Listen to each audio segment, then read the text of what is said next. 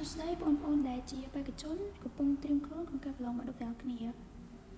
ក្នុងការប្រឡងបាក់ឌុបចំណុចសំខាន់បំផុតគឺប្រការដែលយើងគួរធ្វើនិងមិនគួរធ្វើនៅក្នុងពេលប្រឡងបាក់ឌុបដូច្នេះថ្ងៃនេះបងចង់មកនិយាយអំពីប្រការដែលបេក្ខជនត្រូវតែអនុវត្តនៅក្នុងដំណើរការប្រឡងបាក់ឌុបនិងប្រការដែលបេក្ខជនមិនត្រូវអនុវត្តក្នុងការប្រឡងបាក់ឌុបចំណុចដែលសំខាន់ទី1នោះគឺការដែលបេក្ខជនត្រូវអនុវត្តក្នុងដំណើរការប្រឡងសញ្ញាបត្រមធ្យមសិក្សាទុតិយភូមិឬហៅថាការប្រឡងបាក់ឌុបដូច្នេះទី1បេក្ខជនត្រូវបណ្ដុះប្រឡងឲ្យបានមុនដំណើរការនៃការប្រឡងមុនដំណើរការនៃការប្រឡងមានន័យថាដំណើរការនៃការប្រឡងចាប់ផ្ដើមម៉ោង 7:00 ទោះមិនមែនជាពេលដែលអនុរដ្ឋត្រូវចែកការប្រឡងក៏ដោយក៏ប៉ុន្តែម៉ោង 7:00 នេះជាគោលក្នុងការអនុវត្តដំណើរការនៃការប្រឡងដូចជាការហៅឈ្មោះចូលក្នុងថ្នាក់ការពិនិត្យឈ្មោះលេខតុការបង់លេខនៅតាមតុនីមួយៗរបស់បេក្ខជនជាដើមដូច្នេះបងប្អូនត្រូវតែទៅដល់សាលាទៅដល់មណ្ឌលប្រឡងឲ្យបានមុន30នាទីឬ40នាទីគឺជាការល្អព្រោះនៅពេលដែលយើងទៅឲ្យដល់មុនមណ្ឌលប្រឡងមុនពេលប្រឡងនោះធ្វើឲ្យយើងនឹងមិនភ័យហើយយើងមានភាពស្និទ្ធស្នាលនៅក្នុងមណ្ឌលប្រឡងចំណុចបន្ទាប់ទៀតនោះគឺត្រូវតែស្លៀកពាក់ជាឯកសណ្ឋានសិស្សដោយប្រើអាវសនិងខោសំពត់ពណ៌ខៀវឬខ្មៅដាក់ក្នុងខោឬសំពត់ឲ្យបានត្រឹមត្រូវនៅកន្លែងត្រង់នេះបងចង់បញ្ជាក់ថាអាវយើងត្រូវតែពាក់ពណ៌សជាដាច់ខាតហើយខោឬសំពត់យើងអាចស្លៀកជាពណ៌ខៀវឬខ្មៅដែលដាក់នៅក្នុងខោឬសំពត់មានន័យថាគឺយើងត្រូវតែទំនុយអាវនៅក្នុងសំពត់ឬខោនៅត្រង់ចំណុចបន្ទាប់ទៀតនោះគឺត្រូវយកបានសម្គាល់ខ្លួនថ្នាក់ទី12ដែលមានប័ណ្ណឧទ្ធរណ៍ថ្មីនិងមានចុះហត្ថលេខានាយកសាលាបានត្រឹមត្រូវច្បាស់លាស់ចំពោះបេក្ខជនចំណេះដឹងទូទៅនិងបេក្ខជនបំពេញវិជ្ជាចំពោះបេក្ខជនស្វែងរកចំណេះទូទៅនិងបេក្ខជនស្វែងរកបំពេញវិជ្ជាត្រូវយកស្លាកប័ណ្ណឯកជនស្លាកប័ណ្ណឯកតជនឬប័ណ្ណសម្គាល់ខ្លួនសិស្សដែលចេញពីមន្ទីរអប់រំយុវជននិងកីឡារាជធានីខេត្តដោយសារតែបងប្រឡងចំពោះបេក្ខជនចំណេះដឹងទូទៅដូច្នេះបងដឹងតែលក្ខខណ្ឌរបស់បេក្ខជនទូទៅទេអញ្ចឹងចំពោះយើងសិស្សទី12យើងរៀននៅថ្នាក់ទី12ទាំងសង្គមទាំងវិទ្យាសាស្ត្រគឺយើងមានបានសម្គាល់ខ្លួនទី12ហើយបងនឹងដាក់នៅលើ screen ដែរហើយយើងបើសិនជាយើងផ្លេចតែយើងគួរធ្វើម៉េចបើសិនជាយើងផ្លេចយើងគួរតែទៅមុនមណ្ឌលប្រឡងឲ្យបានលឿនហើយទៅប្រាប់អនុរិយឬនរណាម្នាក់ដែលយើងគិតថាជាក្រុមការងារនៅក្នុងមណ្ឌលប្រឡងហ្នឹងយើងប្រាប់គាត់ទៅគាត់នឹងមានជាការសម្របសម្រួលឲ្យយើងក្នុងលក្ខខណ្ឌដែលយើងមិនអាចយកនៅបានសម្គាល់ខ្លួនទី12យើងមកបានអញ្ចឹងគាត់អាចសម្របសម្រួលរបស់យើងហើយកុំឲ្យថាយើងគ្រាន់តែផ្លេចបានសម្គាល់ថ្នាក់12ហ្នឹងយើងអត់ប្រឡងអត់អីគឺ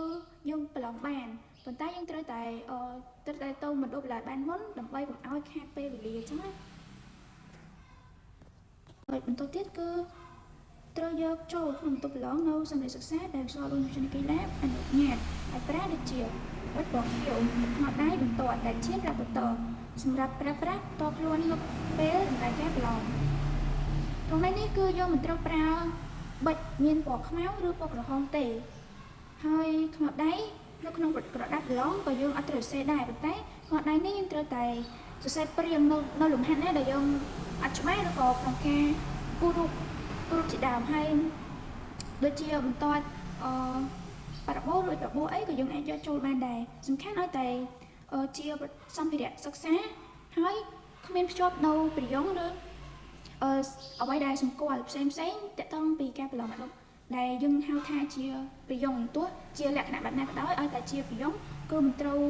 បានអនុញ្ញាតឲ្យយកចូលទេដូច្នេះបើសិនជាសម្ភារៈប្រើប្រាស់ក្នុងការសិក្សាធម្មតាយើងអាចយកចូលទៅក្នុងបន្ទប់ប្រឡងបានចំណុចបន្ទាប់ទៀតនោះគឺការអនុវត្តតាមការណែនាំរបស់គណៈមេប្រយោគ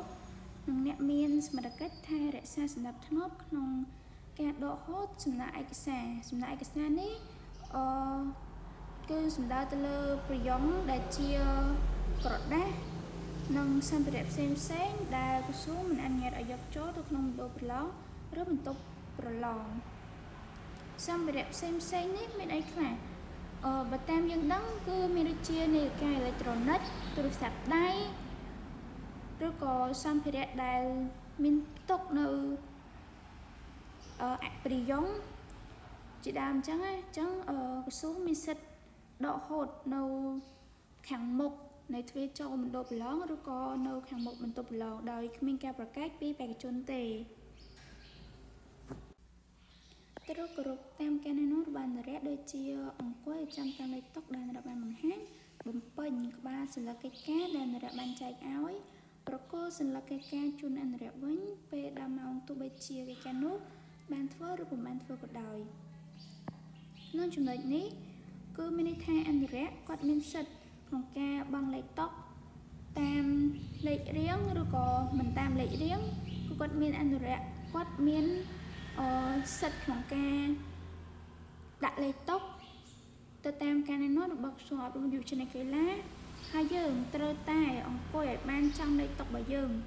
ទោះយើងគិតក្នុងចិត្តថាយើងចង់អង្គុយតុណាក៏ដោយតែបើមិនមែនជាលេខតុរបស់យើងទេយើងអាចកែលេខតុនោះឬក៏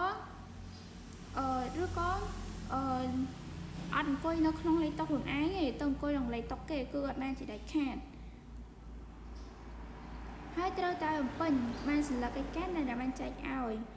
មានន័យថានៅពេលដែលអន្តរជាតិចែកกระดาษសរសេរกระดาษกระดาษ A3 กระดาษដែលអន្តរជាតិចែកឲ្យនៅពេលត្រៀមចិត្តដល់ពេលចែកវិញ្ញាសាហ្នឹងគឺយើងចាប់กระดาษហ្នឹងមកភ្លាមគឺយើងត្រូវតែបំពេញក្បាលសញ្ញាកិច្ចការបានជាមុនសិនយើងត្រូវតែបំពេញជាដាច់ខាតកុំឲ្យខ្វះចន្លោះណាមួយ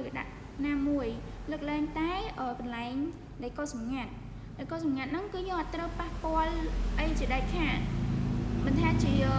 លេខជាការឆោតជាការគូអីគឺយើងមិនត្រូវប៉ះពាល់ទៅលើកន្លែងប្រអប់នៃគេដាក់ថាលេខសម្គាល់ឬសញ្ញាសម្គាល់អីចឹងហ្នឹងគឺសម្រាប់តែអ្នកដែលគេកាត់ច្បារនៅពេលធ្វើអត្រាកំណែនៅពេលកាយកระดาษបេក្ខជនទេគឺយើងអត់ត្រូវប៉ះពាល់ទេហើយយើងត្រូវតែបកគោជូនអន្តរជាតិវិញនៅកระดาษសញ្ញាកិច្ចការនោះទោះយើងបានធ្វើឬអត់បានធ្វើក៏ដោយ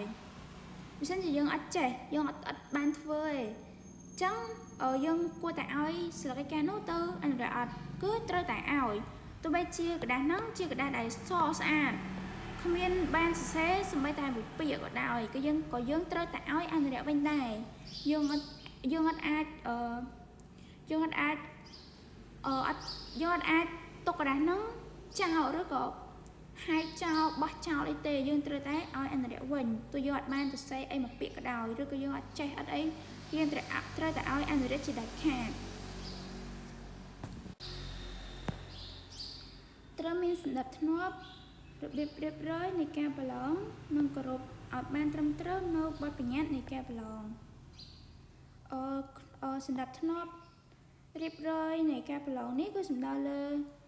ការស្ងៀមស្ងាត់ក្នុងបន្ទប់ប្រឡងការមិនជជែកគ្នាមិននិយាយផ្ដេសផ្ដាសនិយាយពាក្យឆ្លើយពាក្យអសុរោះទៅកាន់អន្តរជាតិអីគឺអត់ទេអត់ត្រូវនិយាយទេហើយត្រូវតែគោរពនៅបទបញ្ញត្តិនៃការប្រឡងហើយបទបញ្ញត្តិនៃការប្រឡងនេះគឺបងកំពុងតែអាននេះហើយគឺជាបទបញ្ញត្តិនៃការប្រឡងអញ្ចឹងអស់ហើយចំណុចដែលយើងត្រូវអនុវត្តនោះអញ្ចឹងបន្តមកទៀតគឺប្រកាសដែលបេក្ខជនមិនត្រូវអនុវត្តវិញម្ដង